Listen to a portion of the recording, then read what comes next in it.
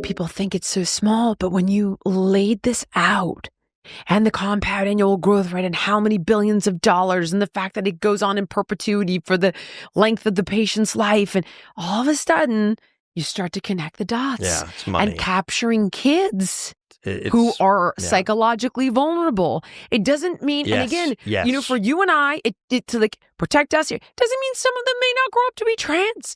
And should they be? Again, I personally couldn't care less what I support them, their own freedom to make their own choices. I agree. Yeah. But children, their brain is not developed. In fact, in England, there's a case called, I think, Belvy Talisac. I probably have that wrong, but it relates to a clinic, in a transgender, like gender affirming care clinic. It's very famous in England, and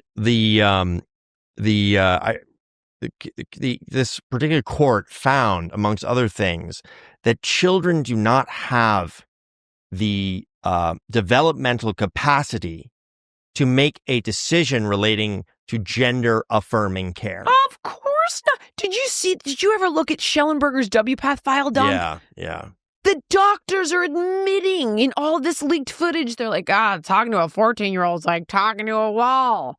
Yeah, they can't wrap their head around any of that. Parents don't really get it either. It's freaking scandalous. Yeah, it's an industry. It was created. It was an industry, and I think on the activist NGO side, like personally, I'm thinking that as sort of gay rights like peaked, and we have gay marriage and like normalization, well, those entities still need to function. Those executives of those entities need to make money. They need a new issue. You know what's so funny you say that is I was going to actually wrap this up by saying to you, the irony is I was at the HRC dinners.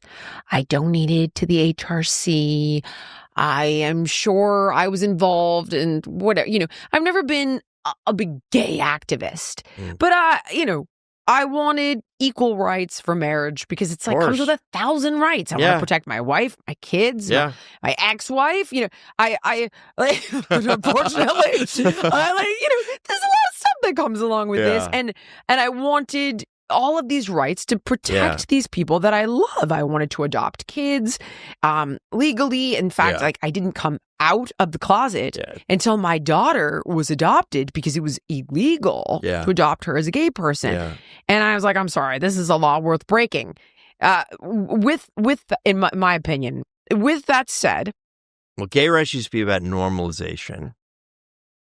And now I'm like, this organization is evil. We went from banning gay conversion to mandating child biological conversion. What? Is it the same thing that happened to California? I mean, there are laws we didn't get to. I'll tell you about some other time, but there are laws that are specifically incorporate some of these like gender identity issues related to the criminal justice system. So, for instance, there's a really shocking law. I think it's SB 357, maybe. I love that you can remember this. I'm like, it's very hard to remember. There was a law, but it was passed in 2020, and it had to do with juries. And the law said that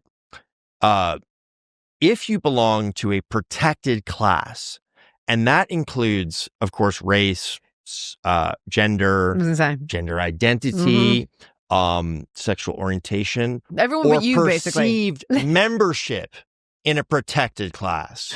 Wait, hold on. Does that mean if someone perceives that you're trans, but you're not?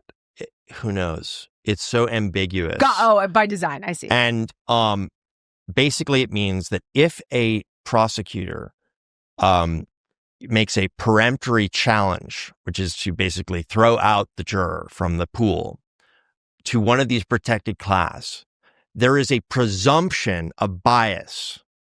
And the prosecutor then has to show why that peremptory challenge was not biased. Oh my God. And it gets worse from there. But basically, it's the prosecutors I know say like this is resulted. Oh yeah, this is another thing. this is not related to trans, but if someone says like, I hate cops, I was like, my brother was shot by a cop, like something like that, that was considered race neutral. And you could challenge that juror's position on the jury as a prosecutor and have them dismissed. Now that is considered presumptively biased. And so hold on. Yeah. So if I'm, then you can't do it at all. If I'm black, okay. Wait. If I'm a person of color and I say I hate cops and I'm defending a cop as an attorney, I'm like, okay, that person's off the jury. Yeah, I can't dismiss them. No. That's crazy. I know. And it's the prosecutors I talked to say it's Is that resulting. Just California? California, yeah. We also passed a law in the same year called the Racial Justice Act. As the temps start to rise, I get that familiar urge to refresh my closet. But I am done wasting money on trendy pieces that I wear once, which is why I'm obsessed with Quince. The clothes are timeless, elevated, built to last, no insane markup. I'm talking about 100% European linen shorts and dresses that start at just $30. Italian leather platform sandals, luxe swimwear that looks straight off a runway but costs half of what you'd expect. Quince partners directly with top-tier factories, cutting out the middleman so you get designer quality at a price that actually makes sense. And they only work with ethical, responsible manufacturers who care about people and the planet. Personally, I stocked up on the linen tees and the tanks, and believe it or not, a killer summer dress. Occasionally, I do wear dresses. And honestly, it finally feels like my wardrobe matches my standards. Upgrade your wardrobe at quince.com. Luxury should never mean compromise. Team, give your summer closet an upgrade with Quince. Go to quince.com/Jillian for free shipping on your order and 365-day returns. That's QUINCE.com/Jillian to get free shipping and 365-day returns. Quince.com/Jillian. That is, I mean, it's bonkers. Like it basically meant that if there was any inference of racial bias from a juror, from a clerk, from a police officer, it could be demonstrated through statistical evidence at that particular jurisdiction that maybe there was more convictions or arrests of blacks in this particular jurisdiction. That statistical evidence could be entered into consideration for mitigation or even outright like throwing out a conviction, and it's retroactive. So if the person who committed the crime is of color, yes, they can argue racial bias under the Racial Justice Act and have their case thrown out or mitigated. But basically it's creating because in that area, more people of color have been convicted of crimes. Right. So like that's statistical evidence. And look, it doesn't have to have any bearing on the case. It has no bearing on the facts of the case. It could be completely unrelated. So if a person of color rapes me on camera, but in that jurisdiction, more people of that ethnicity have been convicted of crimes over the past decade or what have you, then it could be thrown out on that alone. If they could argue that it had some kind of influence on the case, on the jury or the jury, like that, or anything, or a community is biased. But all it's doing is creating a flurry of litigation, right? It's creating court backlog, and the prosecutors are all terrified of every time they, are going up against a minority defendant, the defense is going to claim Racial Justice Act. Yeah. They use that in my line of work all the time. Yeah. So if you try to get soda off of snaps, and the first one to really put this front and center or to make people aware of it, even though it's been going on for such a long time, was really Cali Means. But they'll call you racist and they'll imply that you're racist, and they then give money to the NAACP or the Hispanic Freedom League. Well, that's a shakedown. Yeah. That's just a shakedown. And they give them money, like donations. I mean, Al Sharpton and Jesse Jackson were doing that in like the 80s. That's like old style racial shakedown. Yeah, it's crazy. California's taking it to a new level. Like California's like invalidated the jury system, which we've had, since Magna Carta. Fair. So that's why I say point. like California has effectively rejected the social contract. And the social contract is an Enlightenment concept whereby we enter into society, into a government system from the state of nature, and we enter into a transaction with the government, and the government is to provide protection against the violence of the state of nature and the anarchy of the state of nature, and that therefore we give up certain rights in exchange. But in California, And tax dollars the too. government, well, of course, in California, that transaction, that contract has been broken.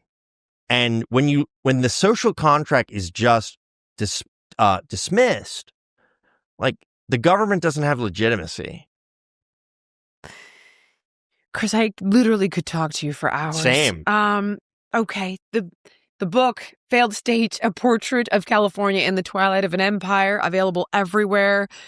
I mean, where do we get more from you? You can follow me on X, Chris G. Moritz. And that's probably the best place. Thank you for all the Of things you're course. doing. No, I mean, thank I know you. you have a day job. California matters. Everything you're talking about matters. California matters. And the And- trans issue matters. Like, kids are getting hurt. You're wonderful. Thank you. I appreciate you. I look forward to many more conversations Yeah, like it was this. really, really wonderful. Thank you, Jillian. Active Skin Repair utilizes a molecule called hypochlorous acid. Now, when you apply it to the skin, the molecule works by mimicking the natural immune response to cleanse, soothe irritation, reduce inflammation, and support healing. Active Skin Repair can be used to treat a wide range of skin issues, including cuts, scrapes, burns, sunburns, diaper rashes, and other types of skin damage. And it's also safe and non-toxic, making it suitable for use on all skin types, all parts of the body, and you can even use it on rosacea, eczema, and acne-prone skin. With over 500,000 happy customers, thousands of 5-star reviews, and ingredients so safe and clean they can be used by the youngest member of the family to the oldest, you now have one simple solution for all of your family's skin health needs. So visit ActiveSkinRepair.com to learn more about Active Skin Repair and to get 20% off your order. Use the code Jillian. Again, that's ActiveSkinRepair.com and the code is Jillian.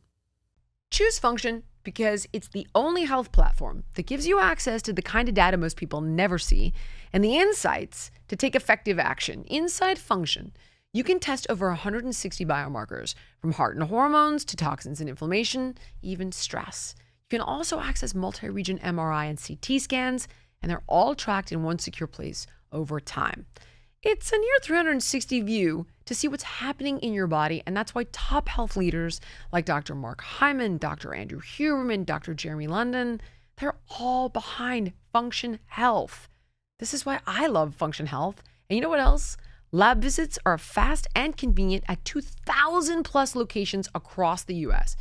Just $499 a year, that's $1.37 per day for cutting-edge health insights.